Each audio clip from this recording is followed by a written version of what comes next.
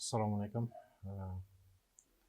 Hurmatli talabalar, bugungi darsimiz demak 13-mavzu aniq integrallar. Aniq integrallar tushunchasi, aniq integrallarning xossalari, demak aniq integrallar yuqori chegarasining funksiya sifatida ko'rinishi Newton-Leibniz formulasi. Bunda aniq integrallarda o'zgaruvchilarni almashtirish va bo'laklab integrallash.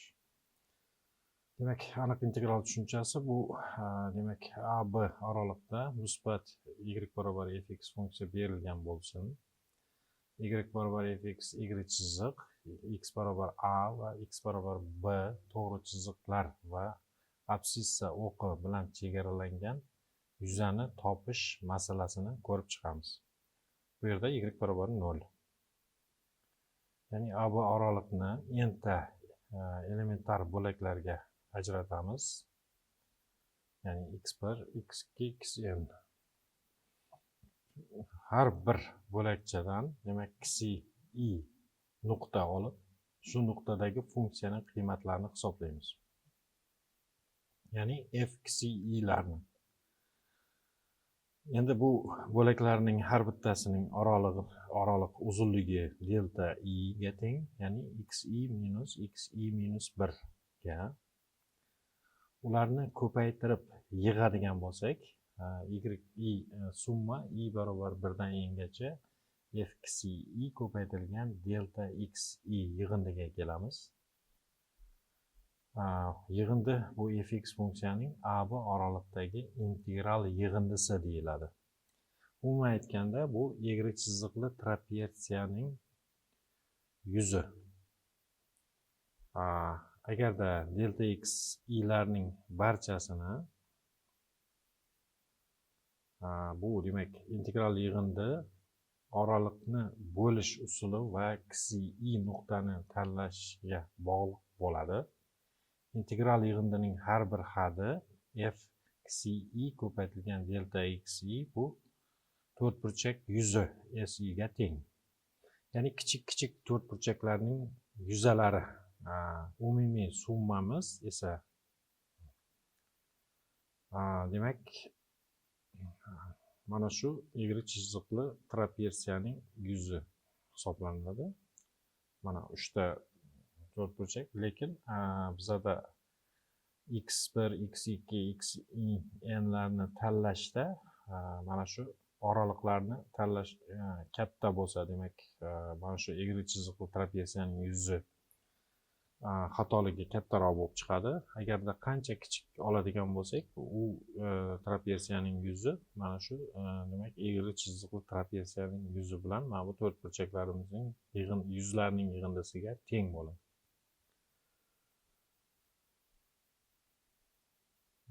Yuqorida o'sha funksiyaning qiymatlari mana xi1, xi2, xi3 larni demak ixtiyoriy ravishda tanlashimiz mumkin bo'ladi. Endi bo'linishlarni bizlar eng kattasini delta xi deb turib, integral yig'indini s barobar i barobar 1 dan n'gacha si qilib oladigan bo'lsak, hamda delta xi 0 ga intilganda integral yig'indini limitga o'tadigan bo'lsak, u holda biz shu AB oraliqdagi fx funksiyaning integraliga kelamiz. Aniq o'sha integral y chiziqli trapetsiyaning yuzini olamiz. Endi aniq integralning xossalari quyidagilardan iborat. Ya'ni aniq integralning xossalari, aniq integral mavjud bo'lishining zaruriy sharti birinchisi, AB oraliqda integrallanuvchi funksiya shu oraliqda chegaralangan bo'lishi kerak. Ya'ni chegaralangan bo'lsa, demak bu integralimiz mavjud bo'ladi. Bu chekli songa teng bo'ladi. Agarda funksiya chegaralanmagan bo'lsa, o'sha limitimiz cheksizga intilib ketib qoladi. Demak bu funksiyaning chegaralanmaganligidan kelib chiqadi. Demak mavjudligining yetarli sharti AB oraliqda uzluksiz bo'lgan y barobar fx funksiya bu oraliqda integrallanuvchi bo'ladi. ya'ni funksiya uzluksiz bo'lsa, shu oralikda demak fx funksiyamiz integrallanuvchi bo'lar ekan. Ham uzluksiz, ham demak chegaralangan bo'lishi talab etiladi. Demak, aniq integralning xossalari quyidagilardan iborat. O'zgarmasni integral belgisi ishorasidan tashqariga chiqarish mumkin. Bu xossa aniqmas integrallarda ham bor edi. Demak, k ni integral ishorasidan tashqariga chiqarish mumkin. Ikkinchi funksiya, ikki funksiya yig'indisi ayirmasidan olingan aniq integral qo'shiluvchi ayriluvchi funksiyalardan olingan aniq integrallar yig'indisi yoki ayirmasiga teng bo'ladi. Bu xossa ham demak aniqmas integrallarda bor edi. Uchinchi xossamiz, agarda oraliq s nuqta bilan 2 ga bo'linsa, oraliqdan olingan aniq integral har bir oraliqlardan olingan integrallarning yig'indisiga teng bo'ladi. Buni integralning ta'rifidan ham keltirib chiqarishimiz mumkin bo'ladi. Masalan, a b da olingan integral limit a b fx demak integral yig'indi bo'lardi. Mana bu kichik oraliqlardagi integral yig'indilarning limitlarini hosil qiladi. To'rtinchi xossamiz, a b oraliqda fx kichik yoki teng jx bo'ladigan bo'lsa, u holda ularning integrallari ham kichik bo'ladi. Bu demak fximiz kichikroq y chiziqli trapetsiyani hosil qiladi. Jximiz kattaroq y chiziqli trapetsiyani hosil qiladi. Demak, ularning yuzlari ham demak kattarog'iniki katta, kichikrog'iniki kichik bo'lishi bildiradi bu xossa. Xulosa qilib, demak, a b oraliqda agarda fx funksiya quyidan kichik m bilan, yuqoridan katta m bilan chegaralangan bo'lsa, u holda integralni quyidagi tengsizlik o'rinli bo'ladi. Ya'ni m ko'paytirilgan b minus a bu ham to'rtburchakning yuzasi, lekin eng minimal qiymati minimal m'imiz eniga, bo'yiga b minus a'miz eni katta m maksimal qiymati, bu bo'yi b minus a eni bo'lgan to'rtburchakning yuzi. O'sha katta to'rtburchakning yuzi bilan yuqoridan chegaralangan bo'lar ekan, kichik to'rtburchakning yuzi bilan quyidan chegaralangan bo'lar ekan. Beshinchisi, demak, o'rta qiymat haqidagi teorema. Agarda a b da fx funksiya uzluksiz bo'lsa, shunda xi topiladiki, unda demak bu integralimiz a b fx dx barobar f xi ko'paytirilgan b minus a, ya'ni o'rta qiymat. Shunaqangi xi topiladiki, o'sha nuqtadagi funksiyaning qiymati ko'paytirilgan b minus a o'sha integralga teng bo'ladi. Endi aniq integral yuqori chegaraning funksiya sifatida ifodalash, ya'ni y barobar fx funksiya a b da berilgan integrallanuvchi bo'lsin, unda funksiya ixtiyoriy ax, ya'ni a b dan olingan, ya'ni ximiz a b dan olingan integrallanuvchi bo'ladi. Ya'ni a b da integrallanuvchi bo'lsa, ax fx dximiz ham integrallanuvchi bo'lib turib, bu fx katta fx ga teng bo'lsin. Katta fximiz funksiyaga yuqori chegaraning funksiyasi deyiladi. Agar funksiya a b oraliqda musbat bo'lsa, unda katta fximiz funksiyaning x nuqtadagi qiymati oraliqdagi y barobar fx chiziqdan pastda joylashgan yuzaga teng bo'ladi. Ya'ni nimaga rasmga yaxshilab e'tibor berishlaringiz mumkin. Y barobar fx funksiyamiz quyidagi ko'rinishda berilgan. A b oraliqda endi x nuqtamiz o'rtada joylashgan AB bilan S bizada demak butun yuzani ifodalaydi. Katta X funksiya X nuqtadagi qiymati, ya'ni fx katta fx funksiyaning qiymatini ifodalab beradi. Yuqori chegarasi o'zgaruvchi bo'lgan integralning xossasi. Birinchi teorema. Agarda fx funksiya AB da uzluksiz bo'lsa, unda katta fx funksiya ham AB da uzluksiz bo'ladi. Isboti, demak, delta x orttirma shunday beramizki, x plus delta x'imiz AB segmentdan chiqib ketmasin. Aniq integralning xossasiga ko'ra, katta fx plus delta x bu barobar integral a dan x plus delta x gacha f dt barobar, demak, integral a dan x gacha fx dt plus integral a x dan x plus delta x f dt ga teng bo'ladi. Bu esa barobar katta birinchi integralimiz katta fx funksiya plus integral x dan x plus delta x f dt ga teng bo'ladi. O'rta qiymat haqidagi teoremaga ko'ra, mana shu x bilan x plus delta x ning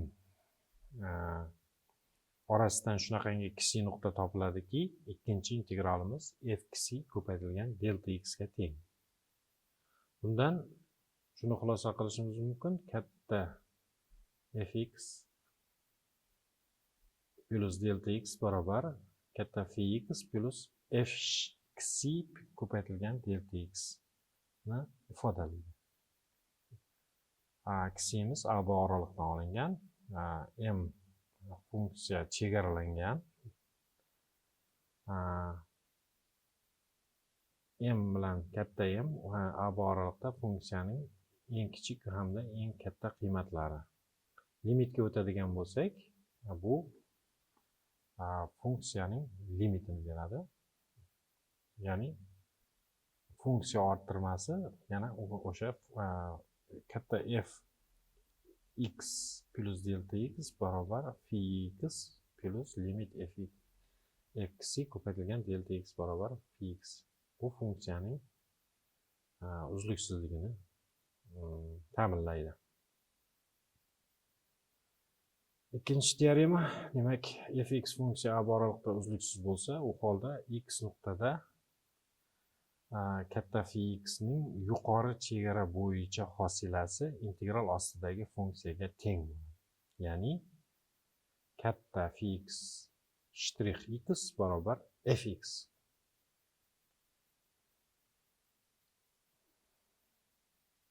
Isboti.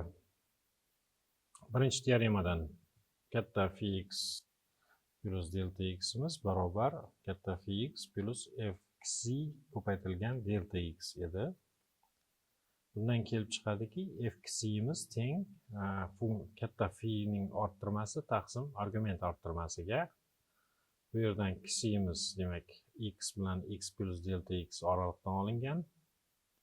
Limitga o'tadigan bo'lsak, demak, mana bu katta fi x ning hosilasini beradi, o'ng tomoni. Bu esa, demak, delta x nolga intilganda f kichigimiz uzluksiz bo'lganligi uchun bu fx ga teng. O'ng tomoni esa fi shtrixga teng. Bular teng bo'lar ekan. Xulosa, demak, agar y barobar fx funksiya AB oraliqda uzluksiz bo'lsa, unda bu oraliqda bu funksiyaning boshlang'ich funksiyasi mavjud bo'ladi. Demak, funksiya uzluksiz bo'lsa, bu segmentda, demak, uning integrali ham mavjud deganim. Demak, boshlang'ich funksiyalardan biri katta fx. Har qanday boshqa, demak, boshlang'ich funksiya fx dan o'zgarmasga farq qiladi. Unda aniq bas va aniq integrali orasidagi quyidagi munosabat o'rinli bo'ladi. ya'ni aniqmas integral fx dx barobar a dan x gacha bo'lgan, ya'ni yuqori chegarasi o'zgaruvchi bo'lgan funksiyaning integrali plus c. Endi Newton-Leibniz formulasi. Demak, teorema quyidagicha: agarda y barobar fx funksiya AB segmentda uzluksiz va katta fx shu funksiyaning ixtiyoriy boshlang'ich funksiyasi bo'lsa, unda fx dan AB dan olingan aniq integral boshlang'ich funksiya orttirmasiga teng. Ya'ni AB dan olingan fx dx barobar katta fb minus fa ga. Bu juda ham mashhur formula. Endi bundan keyingi demak hisob-kitoblarda har doim mana shu Newton-Leibniz formulasidan foydalanamiz. Misol, quyidagi integralni hisoblang. X kvadratning integrali birinchi formulaga ko'ra x kub taqsim 3 bo'ladi. Demak, Newton-Leibniz formulasiga ko'ra birinchi yuqori chegarani qo'yamiz. fb ni, ya'ni x kubning o'rniga 1 ni qo'ysak, demak 1 taqsim 3 minus 0 ni qo'ysak 0. Ya'ni bu aniq integralning javobi 1 taqsim 3 ekan. Yana ikkinchi tomondan biza boyagi integral yig'inida bu 0 dan 1 gacha bo'lgan quyidan, demak x o'qi bilan chegaralangan, o'ng tomondan x barobar 1 to'g'ri chiziq bilan chegaralangan, yuqoridan x kvadrat bilan chegaralangan y chiziq trapesiyaning yuzi 1 taqsim 3 ga teng. Quyidagi funksiyaning integralini hisoblashimiz kerak. A darajasi x ning integralini bilamiz biz. Demak, 2 ning alohida yozib olsak bo'ladi buni. 2 ning 3x'si ko'paytirilgan 2 ning minus 5'si ko'rinishda. 2 ning minus 5'si bu 1 taqsim 2 ning 5'si. 2 ning 5'si bu 32 ga teng. Shuning uchun 1 taqsim 32 ni integral ostidan chiqazib yuboramiz. Endi yana 2 ning 3'sini bu 8 ning x'inchisi qilib olsak bo'ladi. Demak, 8 ning x'inchisining integrali bu a ning x'inchisining integrali edi. Bu a ning x'inchisining integrali barobar a ning x'inchisi taqsim natural logaritm a edi. O'shandan demak 8 ning x'inchisi taqsim ln 8 bo'ladi. Endi Newton-Leibniz formulasidan foydalanadigan bo'lsak, yuqori chegarani qo'yamiz birinchi 2 ni. Bu demak 8 ning kvadrati bo'ladi minus 8 ning birinchi darajasi. Ayirib tashlaydigan bo'lsak hamda qisqartirishlar bajarsak 7 taqsim 6 ln 2 ga teng. Quyidagi misol: integral 2 ko'paytirilgan kosinus x dx, chegaralarimiz 0 dan 1 taqsim 2 gacha. 2 ni integral ostidan chiqarishimiz mumkin. Kosinusni demak integrali bizda sinus x edi. Sinus x ni demak birinchi 1 taqsim 2 da qiymati 1 ga teng, 0 da 0 ga teng. Demak 1 minus 0 ni 2 ga ko'paytirsak, demak 2. Bu ham yuqoridan sinus x bilan kosinus x bilan chegaralangan, pastdan x o'qi bilan chegaralangan, o'ng tomondan x barobar 1 taqsim 2 to'g'ri chiziq bilan chegaralangan. Demak, y chiziqli trapesiyaning yuzi 2 ga teng. Endi aniq integralda yangi o'zgaruvchi kiritish va bo'laklab integrallash. Biz bo'laklab integrallashni ham yangi o'zgaruvchi kiritishni demak aniqmas integrallarda yaxshi o'rgangan edik. Endi bu yerda ham xuddi shu nimani bajaramiz. Mana birinchi phi x funksiya alfabetida uzluksiz hosilaga ega bo'lsin.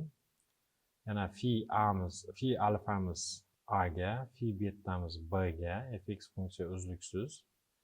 X barobar phi t almashtirish bajargandan keyin integral chegarasi alfa bilan betaga o'zgaradi. Quyidagi formula hosil bo'ladi. Ya'ni a dan b gacha fx dx integralimiz integral alfadan betagacha f phi t ko'paytirilgan phi shtrix t dt ga teng. Misol, mana quyidagi misol berilgan.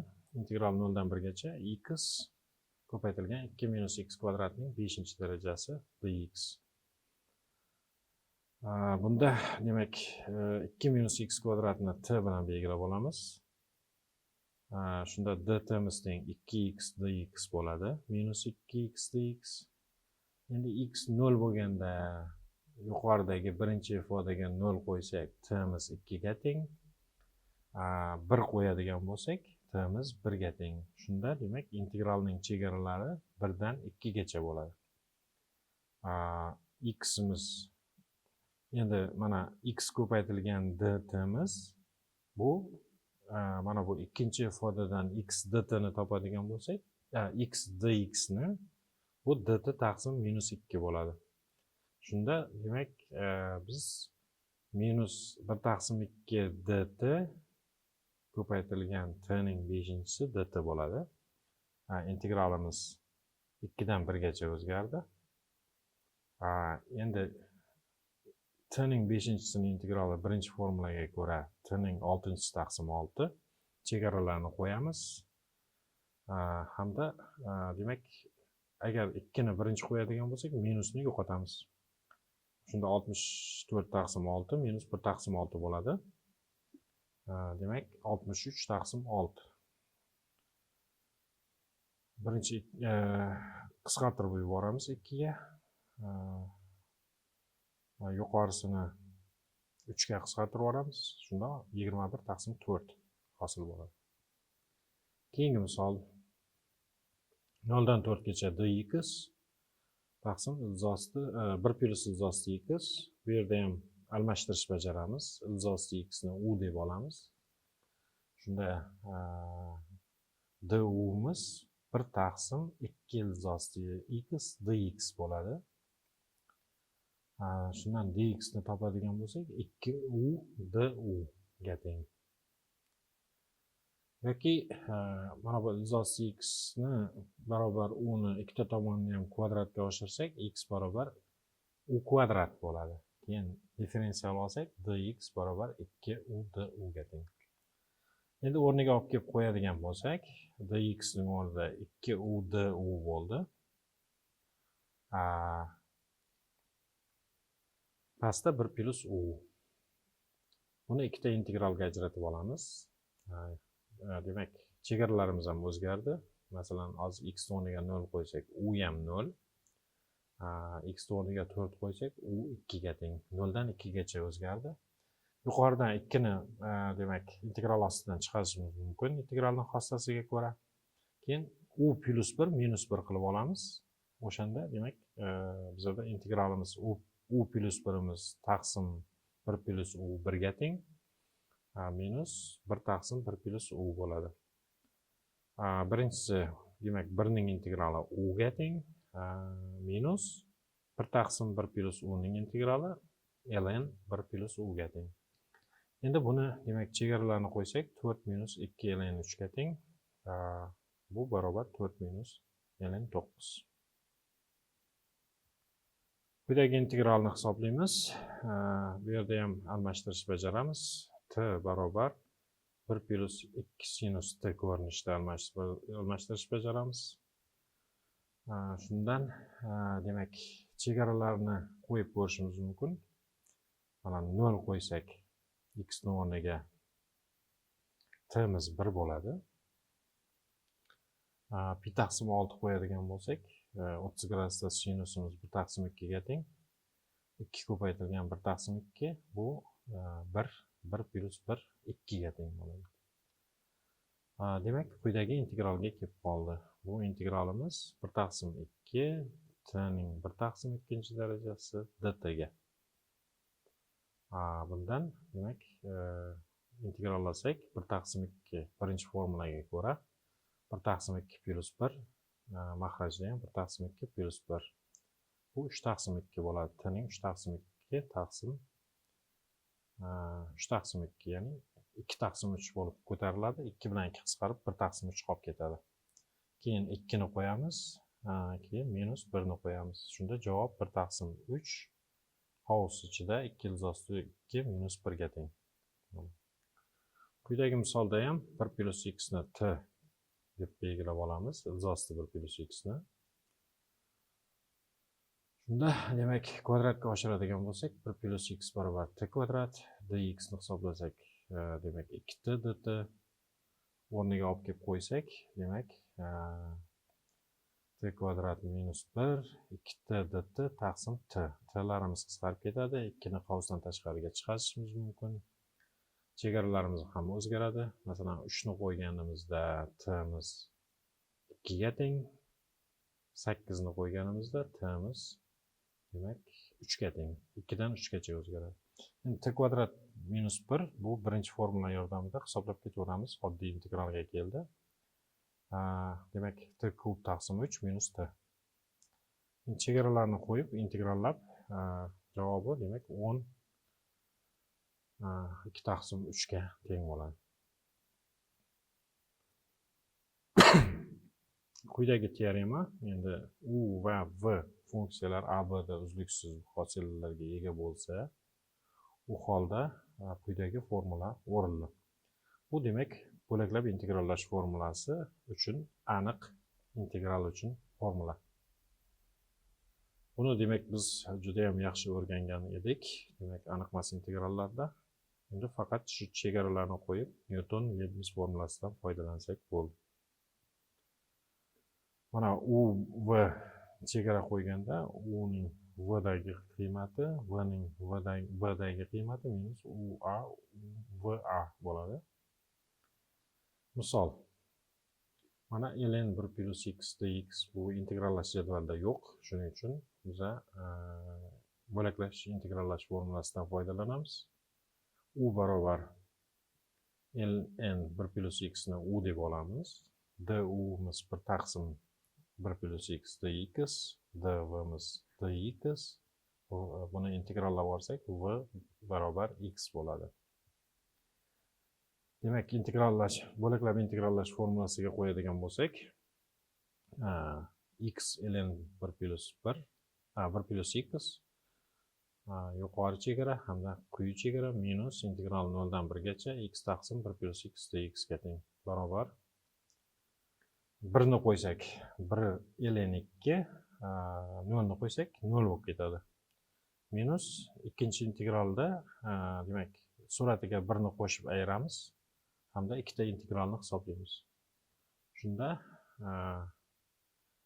mana bu ularning ham chegaralarini qo'yib olamiz. Bittasi ln, bittasi faqat x bo'ladi.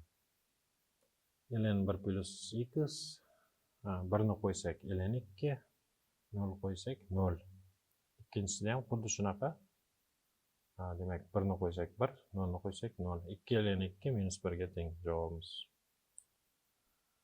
Endi quyidagi integralni ham ko'rishimiz mumkin. Bu yerda ham bo'laklab integrallaymiz. 0 dan demak pi gacha x dx kosinus x dx u barobar x ni belgilaymiz. Men oldin ham aytgandim, mana shu oldida x yoki x kvadrat, x kub, x ning darajalari qatnashsa, albatta uni u bilan olishimiz kerak. Shu keyingi demak bo'laklab integrallaganda x ning darajasi kamayib boradi. Agarda x ning birinchi darajasi bo'lsa, x yo'qoladi.